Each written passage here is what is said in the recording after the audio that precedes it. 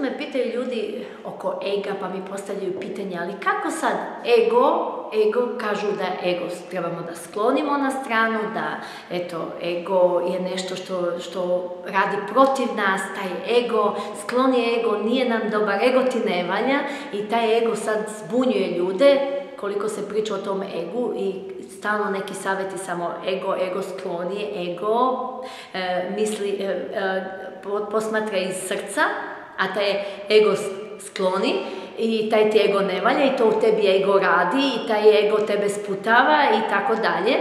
I ljudi iz tih svih konstatacija zbune se. Ego, čekaj, ali kako da ja to radim da taj ego, da on ne postoji, da ga nema, kako da ga uništim? Radi se o tome da taj ego o kome se tu priča je samo jedan deo. Odnosno, kako ja kažem, postoje dva ega. Dobar ego i loš ego. Kada mi spoznamo u sebi koja je ona strana ega, odnosno koji je taj loš ego, koji nas gura na dole ili nas gura na stranu, kako god to rekli, onda ga mi jednostavno otpustimo. Taj ego otpustimo, ali to ne znači da je ego otišao, da smo totalno ego odbacili, nego postoji onaj dobar ego, njega zadržavamo i to primetimo ono što nam čini dobro u nama, što ne čini loše ni drugima, znači, nego čini dobro nama, da dobro dajemo i da nas se od drugih dobro vraća, a to se prepozna po situacijama kako se odvijaju oko nas. Taj ego je već nešto što nikako ne trebamo da guramo od sebe, nego da ga što više multipliciramo. To je ego egzistencije. Mi smo ovde na zemlji da postojimo. I to što smo mi tu, znači, postojimo, mi koristimo tu stranu ega, odnosno taj dobar ego, da bi što bolje funkcionisali, upravo da bi postojali onako, reklo bi se, bogovski.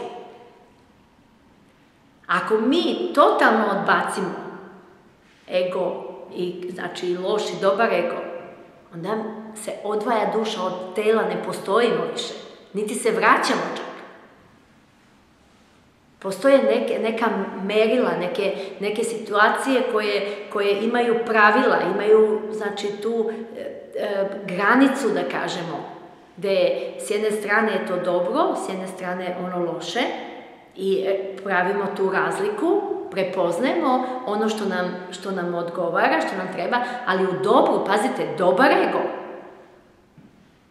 Kada mi to počnemo da razumemo, da taj dobar ego je samo dobro, znači apsolutno nije nešto suprotno od toga i njega se držimo, a ono drugo što je i nemoć, i loša misao, loša situacija, u svakom smislu neki nedostatak, misli o nedostatku, misli o nevaljanosti, pazite, uopšte tu kad mi mislimo, šta sve mislimo, iz toga kreiramo naš ego i onda, pošto ne mislimo dovoljno dobro, u dobru, i mislimo ono drugačije, onda nas poklopi kroz ego, kroz egzistenciju, kroz egoizam, umjesto egzistencije, počinje tu da deluje egoizam,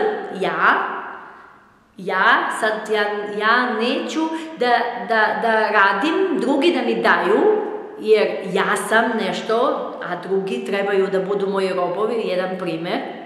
To je već problem, to je već moj problem gde se ja ponašam bahato, znači ne pravim razliku.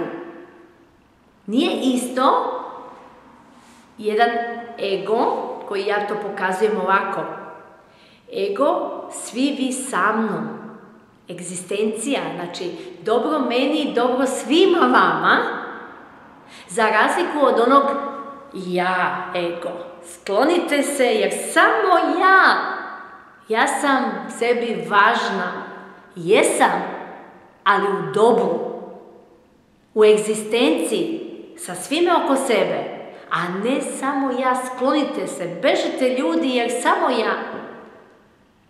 Mnogo je bitno da razumemo ovu razliku ega.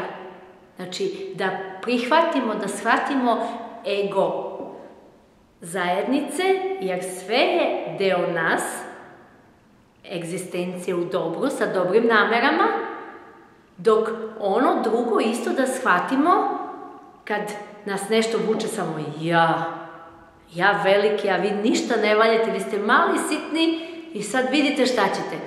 To već nikome ne treba i to treba, učimo nas, kad nam govore o egu, uče nas da to smanjimo, da to od sebe odguramo, da više razumemo oko sebe ljude na pozitivan način, znači deo ste mene, priđite me, zagrlite me, zagrlit ću vas.